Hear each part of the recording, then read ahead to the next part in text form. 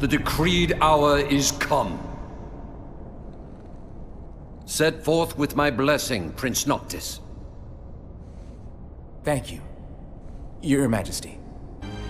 Walk tall, my son. Hey guys, this is my first major edit using the SHAREfactory on the PS4, and I'm used to using more professional tools, so I'm trying to learn this, and please bear with me as I do. I'm not used to using a headset as a microphone and things like that. Plus it's New Year's Eve here, so if you hear some loud pops and things like that, just bear with me.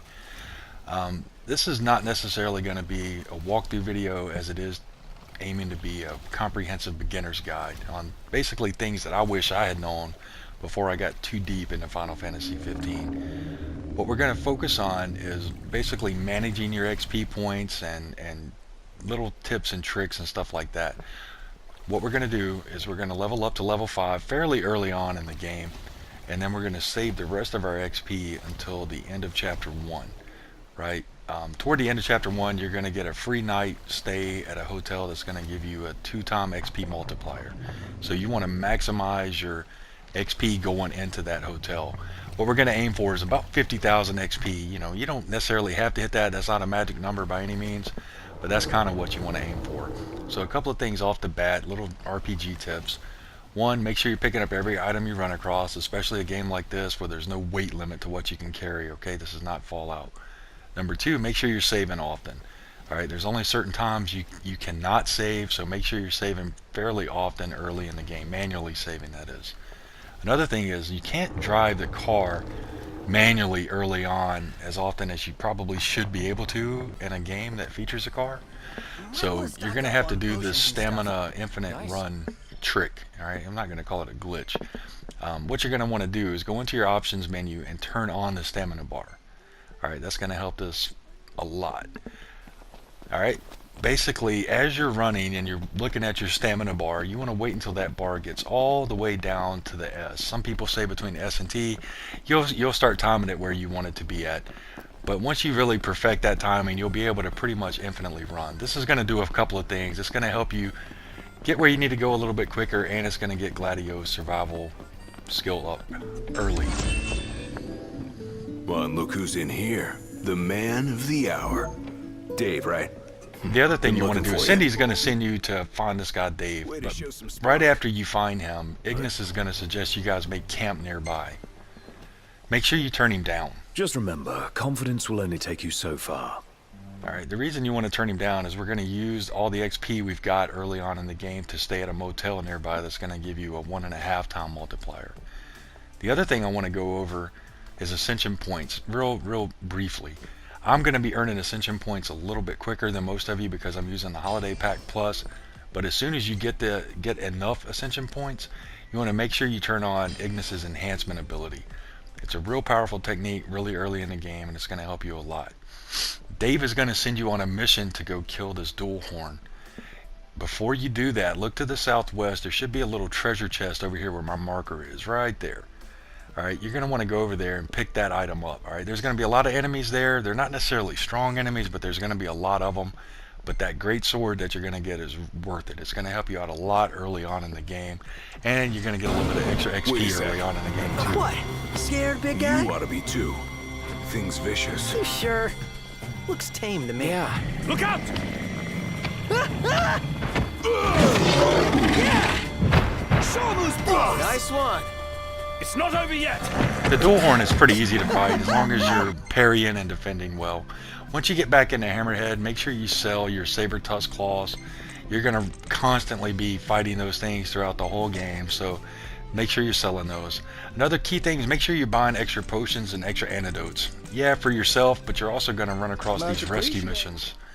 As you're playing the game, you'll hear these cries for help. There should be videos out on YouTube right now on where to find some of these. There's certain unlock requirements that you have to get all of them, or certain orders and things. Maybe I'll put a video together for that, but this is easy XP and it's easy gil, especially early on in the game. Alright, another thing you want to make sure you have is repair kits. Alright, repair kits are fairly cheap. You know, get you 5 of them. Again, you're going to run across these broken down cars early on in the game as well.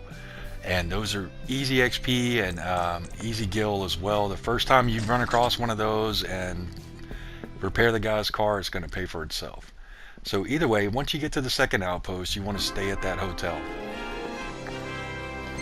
1.5 multiplier, I had roughly about 1,000 XP. That's going to get me up to level 6 barely, and that's basically just going to set you up for the rest of the game. Alright, that's all you're looking for here, is to have a couple of levels so that you're not just getting one-shotted by everything you run across.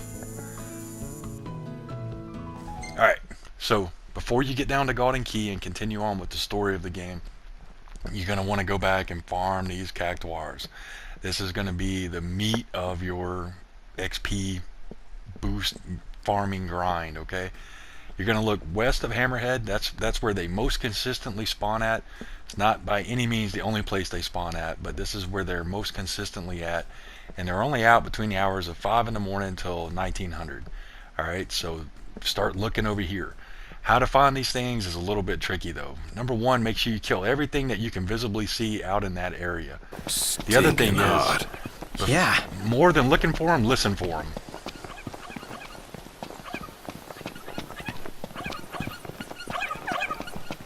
They're one of the only things in the game that make this sound.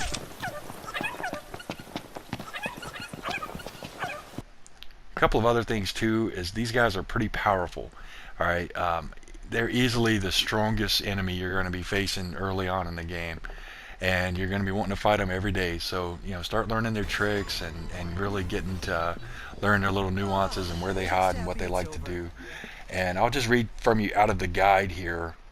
Primarily they're weak to daggers and firearms, and then they don't really have any magic weaknesses, but they're more susceptible to cold and lightning.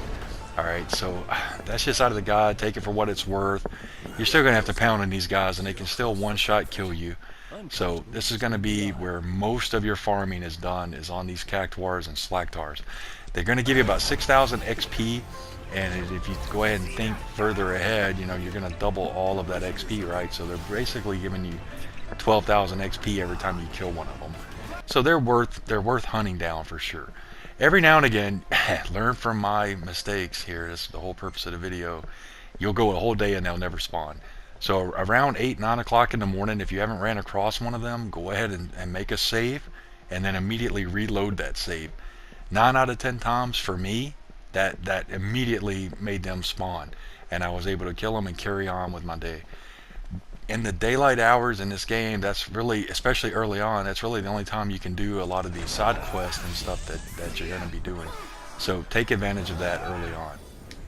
Keep in mind these things only spawn once a day, so depending on how many days you want to spend, before you save up that XP to cash in at the end of chapter 1.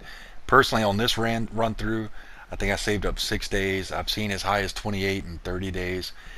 It's up to you. Like I said, the goal should be roughly save up about 50,000 XP. And you're going to be getting XP from other sources too, not just these cactuars. Alright, so they're not the only game in town by any means. So what do you do when you're not killing cactuars? Make sure you're going around, exploring everything, picking up all the items around the town, taking advantage of learning the game systems early on when it's a little bit more forgiving. Complete as many side quests as you can, try to explore as many areas as you can. Keep a lookout for these rescue missions, keep a lookout for the cars. There's a lot of little things that you can be doing. There's a fishing spot down in Golden Key that you can do. There's a mini game at, I think it's Longwythe, whatever, the second outpost, the little middle outpost out there. There's a little mini game in there that you can be playing. There's a lot of stuff to do in the meantime. So that's why you really hope for that cactuar to spawn earlier in the day, so that you can get out there and knock out as many of these other quests as you can. And then, hey, if you're stuck out at night, it's not a big deal. Just, hey, go take a break, walk around the block or something for a minute, let the game run. The clock is going to continuously be running, so it's not the end of the world. A lot of hunts you can do early on. I mean, I was able to manage level 10 hunts early with the level 6 boost, and not suffer too drastically because of it. I was able to complete most of them. I think there was 1 or 2 that I was a little overconfident and thought I'd be able to go take down, and I was just getting one shot, and it was just becoming frustrating and using up all of my supplies and everything. There is a mine that is essentially a dungeon early on in the game that you can go and complete. There's a cheese that'll allow you to kill the boss at the end of the mission, but the problem and the drawback of this is you don't have the key to the tomb yet, so you're going to have to come back here later to get the royal arm anyway. So I would just suggest just waiting until you're able to come back in here and wax all these fools, but that's just my suggestion.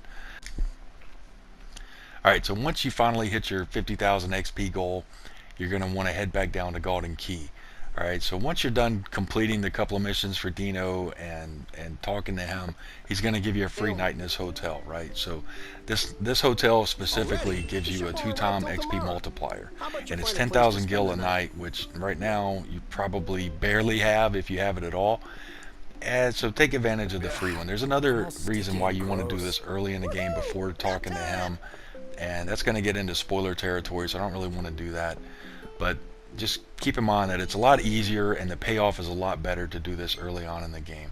So just to recap, stay at the first hotel you run across at that second outpost in Longwythe, and then after that you do not want to stay at any more hotels, campsites, or anything. Alright, hotels and motels and the RVs will give you an XP boost. The campsites will give you stat boost for the food, okay? But you don't want to stay at either one of those until right here at the end of chapter 1. Alright, after this, you know, the game takes kind of a turn, and you really won't be able to farm the cactuars as easy as you can right now. Let me just leave it at that. Alright, so I hope this video helped you guys out. This is a lot of stuff that I wish I had known early on in my experiences with Final Fantasy 15. Now you do. I don't want to tell anybody how to play the game. I want you to enjoy the game more than anything, but hopefully this stuff was able to help you out. If it was, you know, give me a like, leave me a comment, let me know what I'm doing right, what I'm doing wrong, and take care, guys. Happy New Year's. Peace.